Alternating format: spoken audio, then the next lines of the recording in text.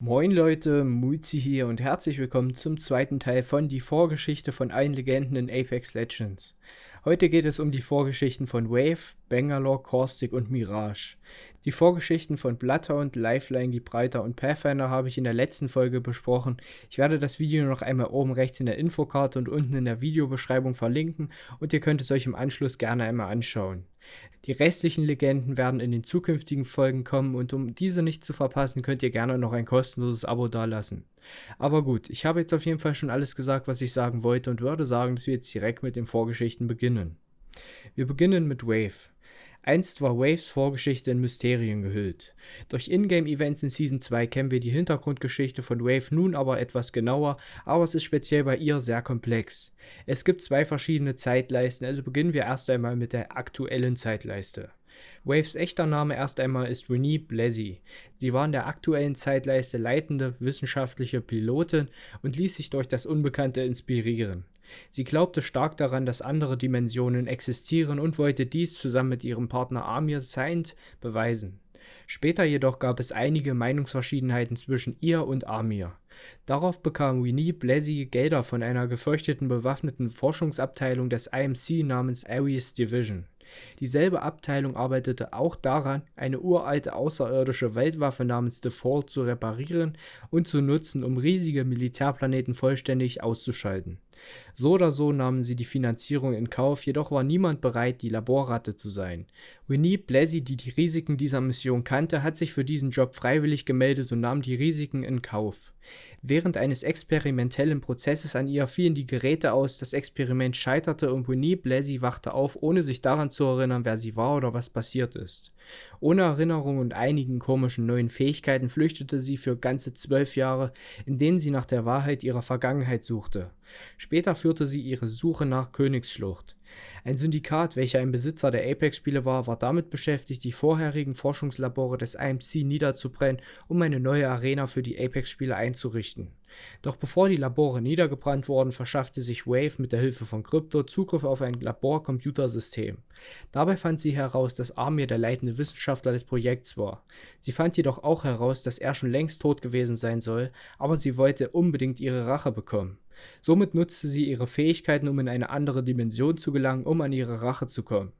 Während sie in ihrem Dimensionsportal war, fand sie sich selbst in einer jüngeren Version und sah, wie Amir an ihr herum experimentierte.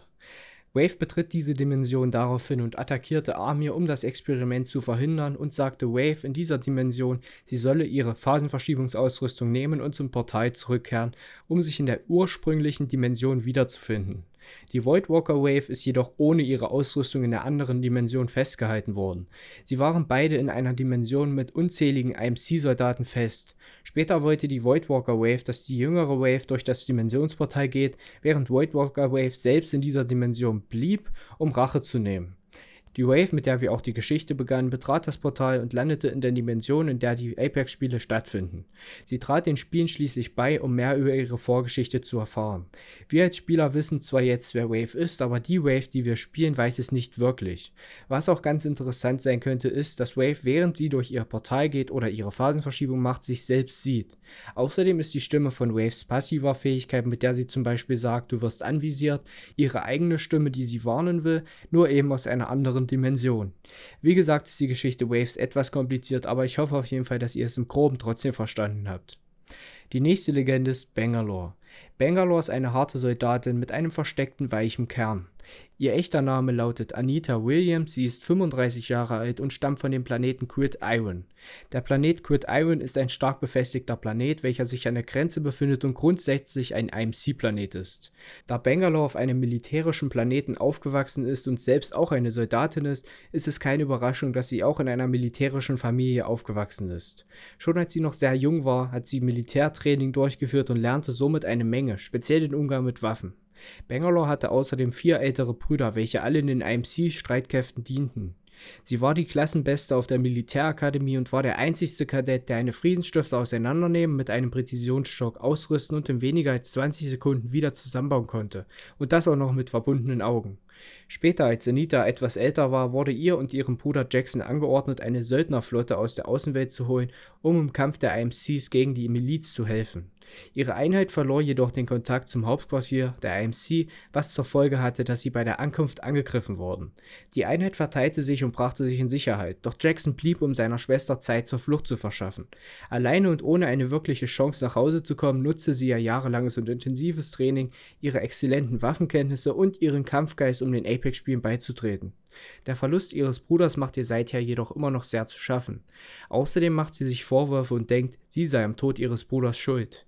In den Apex-Spielen merkt man Bangalore dies nicht an, weil sie lernte immer stark zu sein, sich auf den Kampf zu konzentrieren und Emotionales zu verbergen.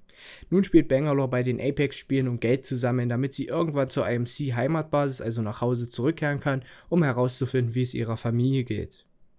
Die nächste Legende ist Caustic. Caustic ist ein gnadenloser Killer und sucht immer wieder nach neuen Testobjekten für seine Gasexperimente. Doch das war nicht immer so. Caustics echter Name lautet Alexander Knox, er ist 48 Jahre alt, stammt vom Planeten Gia und arbeitete als Wissenschaftler bei den Humbert Labs, einem Unternehmen, welches für die Herstellung von Pestiziden verantwortlich war. Sein Job war es, starke Pestizide zum Stoppen von Insekten und anderen Tieren, welche die Ernte gefährden könnten, herzustellen. Humbert jedoch war nie wirklich zufrieden und wollte immer und immer stärkere Formeln. Als er den Tieren beim Sterben und Experimentieren mithilfe seiner Pestizide zusah, war Alexander Knox immer und immer mehr fasziniert, wodurch er anfing, es an immer größeren und immer stärkeren Lebewesen zu testen. Humbert jedoch gefiel dies nicht und unterbindete es, wodurch Caustic begann, es heimlich zu tun. Seine Chefin Dr. Franklin Humbert fand jedoch auch das später heraus und aufgrund dieser Konfrontation entstand ein Streit, durch den das Labor letztlich in Flammen stand. Alexander wurde in der nächsten Zeit nicht gesehen, wodurch vermutet wurde, dass er an dem Feuer gestorben ist und folglich auch als tot gemeldet wurde. Alexander Knox lebte jedoch natürlich noch und nahm seine Gummihandschuhe sowie auch seine Gasmaske und nannte sich Caustic. Außerdem trat er in den Apex-Spielen bei, um seine Versuche noch besser fortsetzen zu können, um noch bessere Formen zu bekommen. Die letzte Legende ist Mirage. Mirages echter Name lautet Elliot Witt, er ist 30 Jahre alt, kommt vom Planeten Solaris und ist dafür bekannt, gerne im Mittelpunkt zu stehen. Er ist der jüngste von 4 Brüdern und beherrscht die Kunst des Herumalberns, um die Aufmerksamkeit anderer zu erregen. Er lässt sich zu genau einer Sache inspirieren und das ist die Holopilot-Technologie. Inspiriert wurde er durch die Illusionsschöpfungstechnologie seiner Mutter, welche eine Technologin war und ihm alles, was es zu lernen gab, lehrte.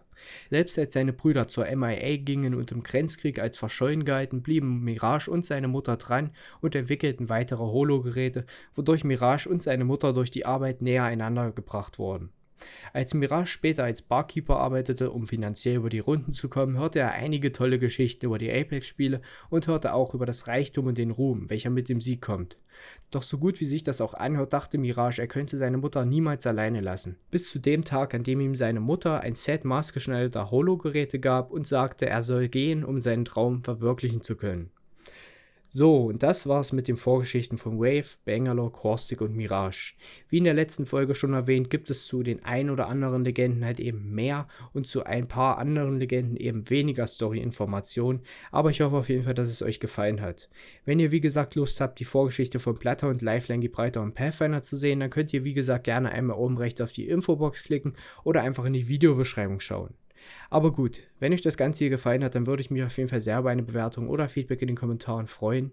Außerdem könnt ihr, falls ihr es noch nicht getan habt, jetzt auch noch gerne kostenlos abonnieren, denn hier kommt jeden Tag mindestens ein Video zu Apex Legends hoch. Also ich denke, es lohnt sich auf jeden Fall und es würde mich auch extrem freuen und extrem supporten. Aber gut, somit bedanke ich mich recht herzlich fürs zu Ende schauen des Videos und hoffe somit, wir sehen uns dann im nächsten Video wieder. Also, macht es gut, bis dahin und ciao.